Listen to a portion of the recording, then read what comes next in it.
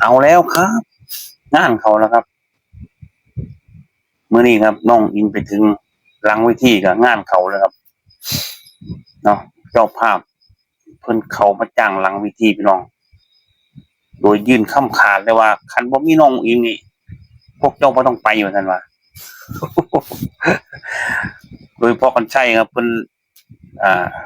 เนาะมาต้อนรับเจ้าภาพแล้วก็พาเจ้าภาพเข้าไปหลังเวทีแล้วก็ไปท่าน้องอิงนะเพื่อจะไปเซ็นสัญญา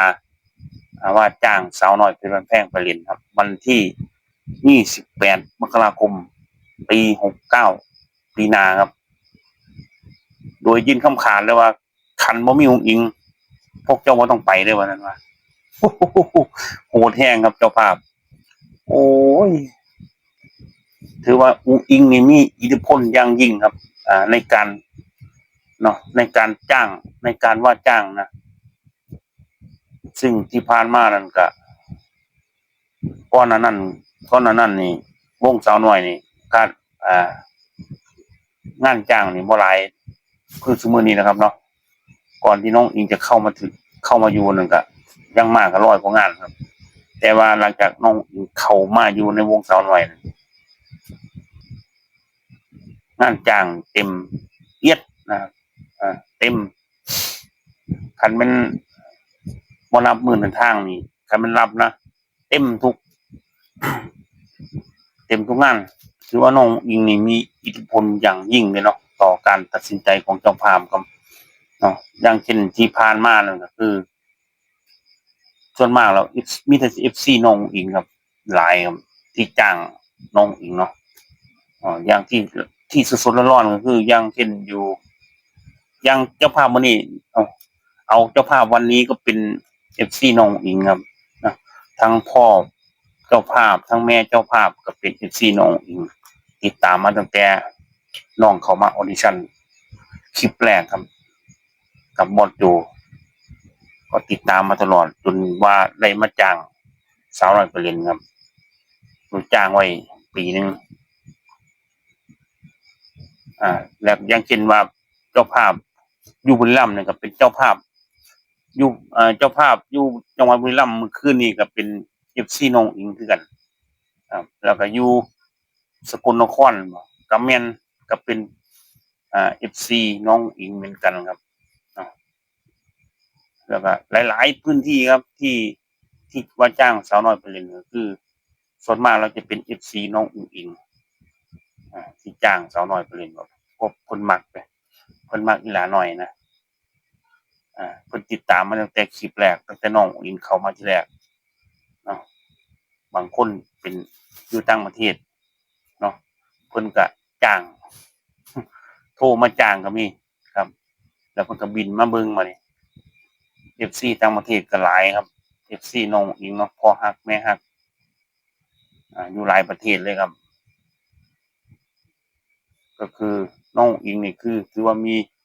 อิทธิพลเนาะในการต่อการจ้างงานของวงสาวน้อยเพราะว่า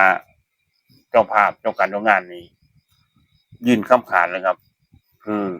ต้องมีน้องอุ๋งอิงไปด้วยเนาะคนอื่นนี่ขาดได้บ่ว่าจะเป็นมอสโจหรือเป็นพระเอกนางเอกหรือที่เป็นตลกเป็นนักร้องในวงคนอื่นนั่นคนอื่นนั่นหยุดได้ล่าได้นะหยุดได้ล่าได้ขาดได้แต่ว่าน้องอิงนี่คือห้ามหยุดห้ามลาห้ามขาดห้ามป่วยโหดครับเนาะนี่นะครับนี่คือความเรียกว่าความดังความปังของหลาน้อยเนาะซึ่งบ่ว่าพื้นที่ใดนะที่บ่ว่าหม้องใดที่เพิ่นจ้างงานไปก็คือเพิ่นจ้างเพราะว่าเพิ่นฮักอีหลาน้อยนะเพิ่นบางคนก็เป็น FC อีหลาน้อยอย่าง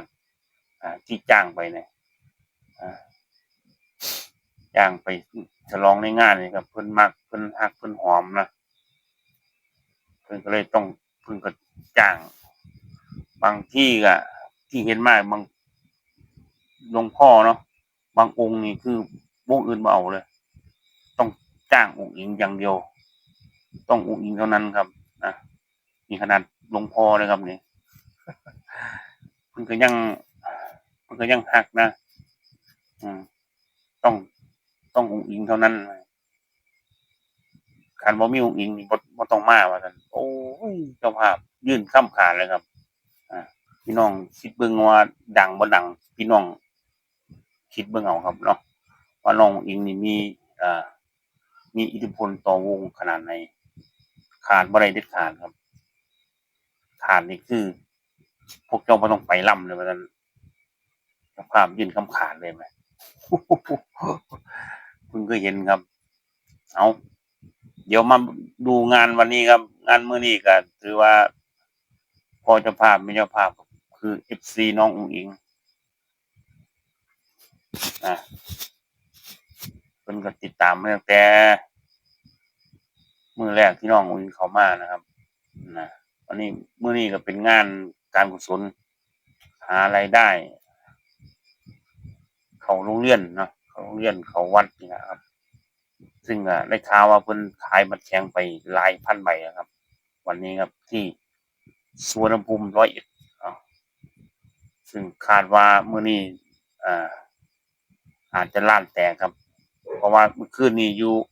บุรีรัมย์นั้นล้านแตกพี่น้องโอ้สุดยอดอีหลีครับอ้อสำหรับสาวน้อยเพชรบ้านแพงโดยมีน้องอิงเป็นตัวชูวงอาซึ่งขาดบ่ได้เด็ดขาดครับน้องอิงนี่ถือว่าเป็น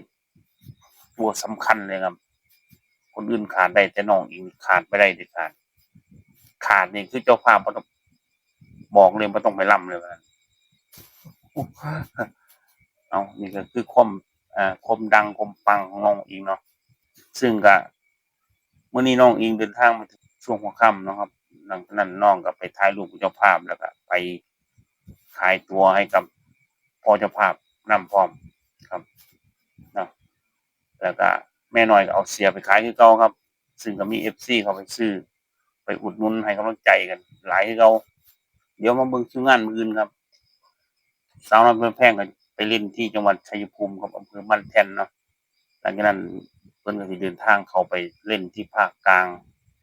แล้วก็ไปทัวร์อ่ากทมครับซึ่งก็จนฮอดพู้นแหล้วครับจนสิ้นเดือนข้ามไปเดือนพฤษภาคมเนาะ